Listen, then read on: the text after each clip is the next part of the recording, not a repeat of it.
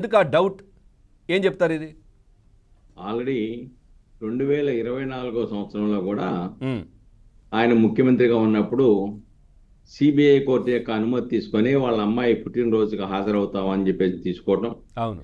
అప్పుడు కూడా కొన్ని షరతులు విధించింది. ఉమ్, దాంట్లో ఏంటంటే అతను ఫోన్ నెంబర్ ఇవ్వాలి, అతని ఈమెయిల్ ఇవ్వాలి. ఎక్కడ అతని ఈమెయిల్, ఫోన్ నెంబరు, అందుబాటులో ఉండే ఫోన్ నెంబరు కోర్టుకి అలానే సిబిఐకి కూడా అందుబాటులో ఇవ్వాలి. ఎప్పుడు రమ్మంటే అప్పుడు తిరిగి కోర్టుకు హాజరవ్వాలి.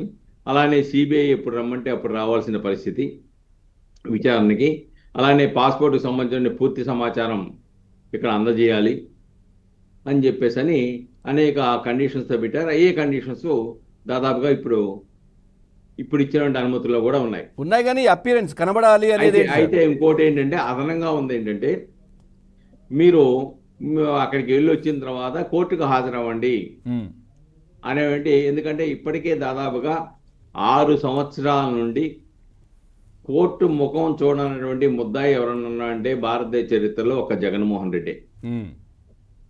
కాబట్టి అటువంటి దానికి ఆ ఊరటకి కొద్దిగా అంతరాయం కలిగినట్టుగా కనబడతా ఉంది. బ్రేక్ బ్రేక్ అది బ్రేకేనా? బ్రేక్.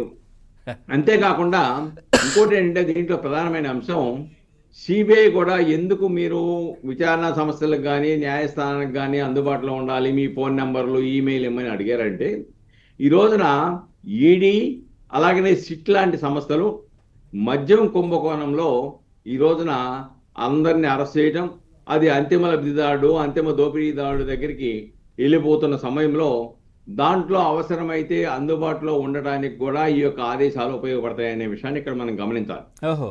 ఎంచేతంటే ఫోన్ నెంబర్ కానీ ఈమెయిల్ కానీ లేకపోతే ఎప్పుడు హాజరవ్వమంటే అప్పుడు మీరు హాజరవ్వాలి, ఎప్పుడు తిరిగి రమ్మంటే తిరిగి రావాలని చెప్పేసిన కండిషన్స్ ఏవైతే ఉన్నాయో అవి దీన్ని కూడా దృష్టిలో పెట్టుకొని ఆ అంశాన్ని ప్రస్తావించారనే విషయాన్ని ఇక్కడ మనం గమనించాలి. ఉమ్, కాబట్టి ఇప్పుడు ఒకవైపున ఈడీ ఎంటర్ అయిపోయింది.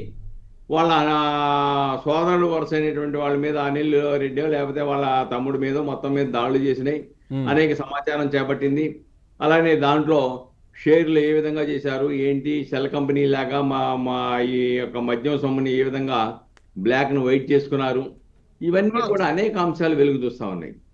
దాంట్లో ఫస్ట్ ఛార్జ్ షీట్లో, సెకండ్ ఛార్జ్ షీట్లో కూడా మొదటి దాంట్లో జగన్మోహన్ రెడ్డి పేరు 4 సార్లు, తర్వాత రెండో సప్లిమెంటరీ ఛార్జ్ షీట్లోనేమో దాదాపుగా 11 సార్లు the then chief minister of Andhra Pradesh అని పరోక్షంగా జగన్మోహన్ రెడ్డి పేరు ప్రస్తావించడం, చివరికి తన కుడి ఎడమలు కానీ లేకపోతే తన అనుచరులు గోవిందప్ప లాంటి వాళ్ళు కానీ లేదంటే మిథున్ రెడ్డి లేకుంటే చెవిరెడ్డి భాస్కర్ రెడ్డి లాంటి వాళ్ళు, ధనంజయ కృష్ణమోహన్ రెడ్డి లాంటి వాళ్ళు ప్రధాన భూమిక పోషించారు అని చెప్పేసి ఎప్పుడైతే విచారణలో వెల్లడై వెలుగు చూసిందో ఇంకా ఆ యొక్క సీఎంఓ ఆఫీస్ యొక్క అధిపతి ఆదేశాలు లేకుండా సీఎంఓ ఆఫీసులో పనిచేసే ఓఎస్డీ కానీ లేకుంటే సెక్రటరీ కానీ ముందడుగేసే అవకాశాలు లేవు అనేది జగద్విదితమైన అంశం.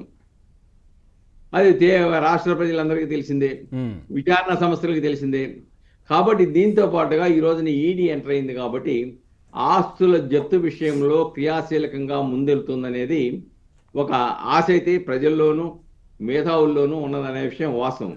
ఏదేమైనప్పటికీ కూడా ఇక్కడ సిబిఐ ఇప్పటి వరకు ప్రజల్లో జగన్మోహన్ రెడ్డి గారి కేసు 2012లో 13 సంవత్సరాలలో ఛార్జ్షీట్ దాకా అయినా, ఈ సిబిఐ 11 కేసులు 9 కేసుల్లో ఛార్జ్ అయినా ఇప్పటి వరకు విచారణ జరగలేదు.